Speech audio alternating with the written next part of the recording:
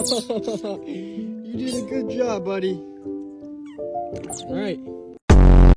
Hold me closer, hold me fast. This magic spell you cast. This is love.